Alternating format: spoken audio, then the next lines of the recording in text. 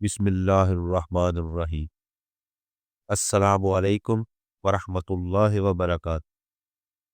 میرے عزیز بھائیوں اور بہنوں، آج ہم ایک ایسی بات کریں گے جو محبت سے بھی جڑی ہے اور عقیدے سے بھی۔ ہم درود پڑھتے ہیں، سلام پڑھتے ہیں، لیکن کیا ہم جانتے ہیں کہ ہم کیا کہہ رہے ہوتے ہیں؟ آئیے قرآن و سنت کی روشنی میں سمجھنے کی کوشش کرتے ہیں۔ اللہ سبحانہ تعالیٰ قرآن مجید میں فرماتے ہیں، ان اللہ و ملائکتی یصلون علی النبی یا ایھا الذین آمنوا صلوا علیہ وسلموا تسلیما۔ اس کا ترجمہ یہ بنتا ہے، بے شک اللہ اور اس کے فرشتے نبی صلی اللہ علیہ وآلہ وسلم پر درود بھیجتے ہیں، تو اے ایمان والو تم بھی آپ صلی اللہ علیہ وآلہ وسلم پر درود بھیجو۔ دیکھیے، درود پڑھنا محبت بھی ہے، لیکن سب سے پہلے یہ اللہ کا حکم ہے۔ صحابہ رضی اللہ تعالیٰ عنہ نے پوچھا، یا رسول اللہ صلی اللہ علیہ وآلہ وسلم، ہم آپ پر درود کیسے بھیجیں؟ تو نبی صلی اللہ علیہ وآلہ وسلم نے سکھایا، اللہم صلی علی محمد وعلی آل محمد کما صلیت علی ابراہیم وعلی آل ابراہیم انک حمید مجید۔ اللہم بارک علی محمد وعلی آل محمد کما بارکت علی ابراہیم وعلی آل ابراہیم انک حمید مجید۔ اب اس کا ترجمہ سنیے، اے اللہ محمد صلی اللہ علیہ وآلہ وسلم پر رحمت نازل فرما، اور محمد صلی اللہ علیہ وآلہ وسلم کی آل پر جیسے تو نے ابراہیم علیہ السلام اور ان کی آل پر رحمت نازل فرمائی، بے شک تو تعریف کے لائق بزرگی والا ہے۔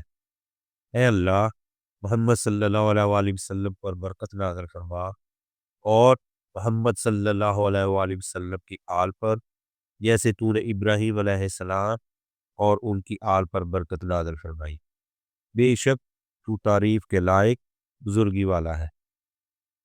یہ ہے درود کا مکمل اور محفوظ طریقہ، ہم اللہ سے مانگ رہے ہیں۔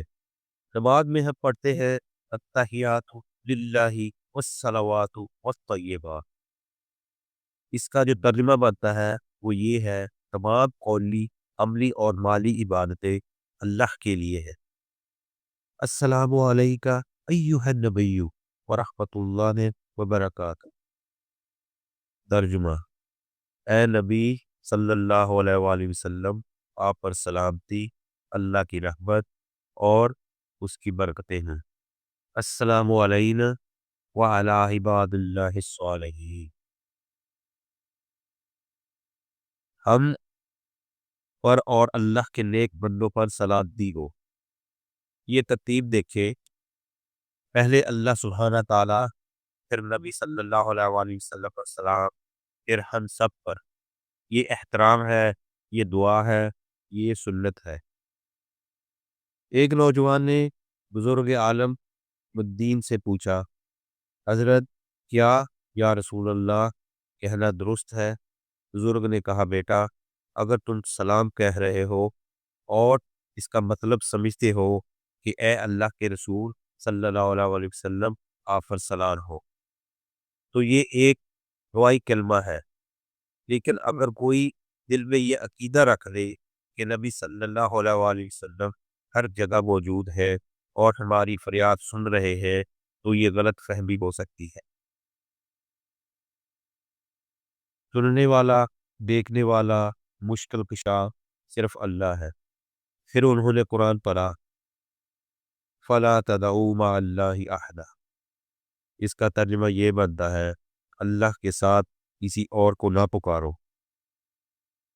اور فرمایا، وَالَّذِينَ تَدْعُونَ مِن دُونِهِ لَا يَسْمَعُونَ دُعَاءَكُمْ۔ ترجمہ، جنہیں تم اللہ کے سوا پکارتے ہو وہ تمہاری پکار نہیں سنتی۔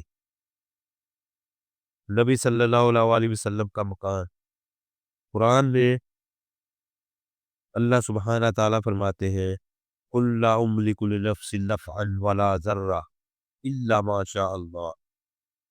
ترجمہ، کہہ دیجئے میں اپنے لیے بھی نفع اور نقصان کا اختیار نہیں رکھتا مگر جو اللہ چاہے۔ یہ آیت ہمیں توازن سکھاتی ہے۔ محبت بے بنا، لیکن عبادت صرف اللہ کے لیے ہے۔ میرے عزیز بھائیو، اگر آپ درود پڑھتے ہیں، آپ درست ہیں، لیکن درود وہی بہترین ہے جو نبی صلی اللہ علیہ وآلہ وسلم نے سکھایا۔ اگر آپ سلام پڑھتے ہیں، اس کا مطلب سمجھ کر پڑھیں، یہ کہہ رہے ہیں اے نبی صلی اللہ علیہ وآلہ وسلم پر سلامتی ہو۔ لیکن حاجت، مدد، فریاد وہ صرف اللہ سے ہے۔ ہم محبت کم نہیں کر رہے، ہم محبت کو صحیح سمت لے کر جا رہے ہیں۔ محبت سنت کے مطابق، عقیدہ قرآن کے مطابق۔ اللہ ہمیں صحیح سمجھ عطا فرمائے، آمین یا رب العالمین۔